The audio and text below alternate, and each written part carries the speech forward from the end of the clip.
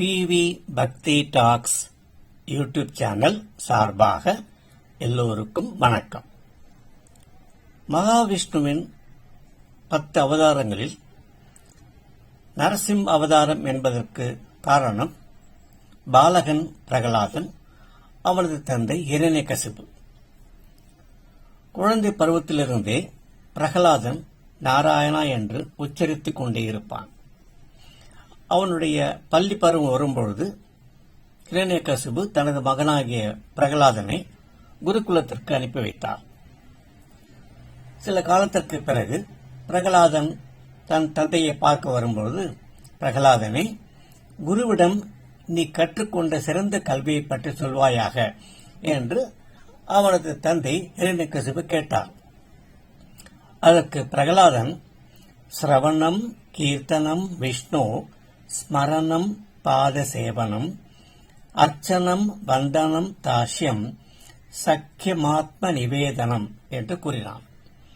இதை கேட்டு வியந்த ஹிரண்யகசிபு, என்ன கூறுகிறாய் என்று கேட்க, அதற்கு அந்த பாலகனாகிய பிரகலாதன், தந்தையே, எல்லா சாதனைகளும் ஜபம், தபம், யோக பயிற்சி, வேத பாராயணம் இவைகளின் வியாக்கியானம் எதுவும் பக்தியுடன் செய்யப்படாவிட்டால் எல்லாமே பயனற்றவை என்று கூறினார். அதுதான் நவவித பக்தி என்று எடுத்துரைத்தான். நவவித பக்தி என்றால் என்ன என்பதையும் விளக்கினான் தந்தைக்கு. முதலாவது சிரவணம், அதாவது பகவானை குறித்து கேட்பது, பகவானின் மகிமையை பற்றி காதால் கேட்பது சிரவணம். இரண்டாவது கீர்த்தனம், பகவானது நாமங்களை நாம் உச்சரித்துக் கொண்டே இருப்பது, சர்வகாலமும் நாம் துதி பாடுவது, இதுதான் கீர்த்தனம். மூன்றாவது ஸ்மரணம், கேட்டதையும் பகவானின் நாமங்களை சொல்வதையும் நாம் மனதில் நினைவுறுத்திக் கொள்ள வேண்டும், இது ஸ்மரணம். நான்காவது பாத சேவனம், நாம் அந்த பகவானின் மகிமையை கேட்டதும் சரி, அவரை பற்றி துதி பாடியதும் சரி,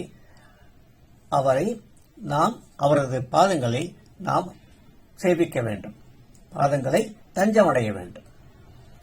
அடுத்தது அர்ச்சனை, அதாவது அப்படிப்பட்ட பகவானின் மகிமையை கேட்ட பிறகு அவரை பூஜிப்பது. ஆறாவது நமஸ்காரம், அந்த பகவானை நாம் வணங்குவது.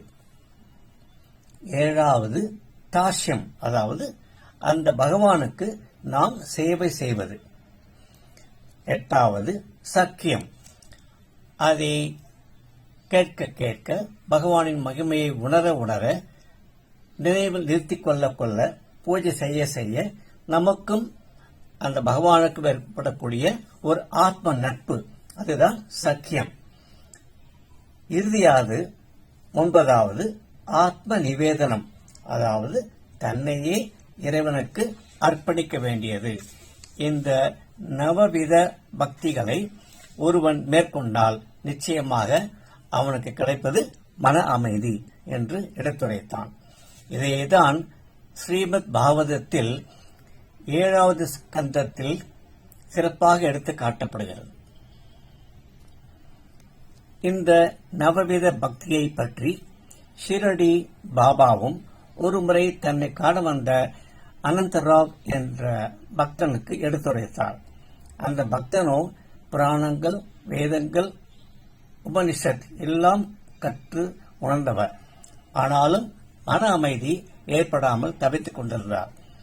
அப்பொழுது அவர் பாபாவிடம் சென்று அதற்கான வழியை கூறுங்கள் என்று கேட்க, பாபாவும் இந்த நவவித பக்தியை பற்றி எடுத்துரைத்தார். எப்படி என்றால், ஒரு சிறு உருவக கதை கொண்டு அவர் பாபா சொன்ன கதை என்ன என்றால், ஒரு முறை ஒரு வணிகன் என்னிடம் வந்தான்.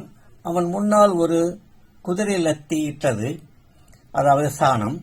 9 உருண்டை லத்தி வணிகன் மனமார்ந்த அக்கறையுடன் அவற்றையெல்லாம் தனது வேட்டியின் முனையில் விரித்து அந்த 9 உருண்டைகளையும் சேகரித்தான்.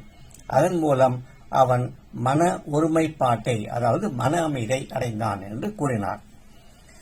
இந்த உருவக கதை மூலம் பாபாவின் கருத்து என்னவென்றால், நவவித பக்தி இல்லாமல் ஒருவன் எவ்வளவு ஜபம், தபம், யோக பயிற்சி செய்தாலும் அவையெல்லாம் பயனற்றவை என்பதை எடுத்துரைத்தார் அந்த பக்தனுக்கு. மேற்கொண்டு பார்ப்போம். வணக்கம்.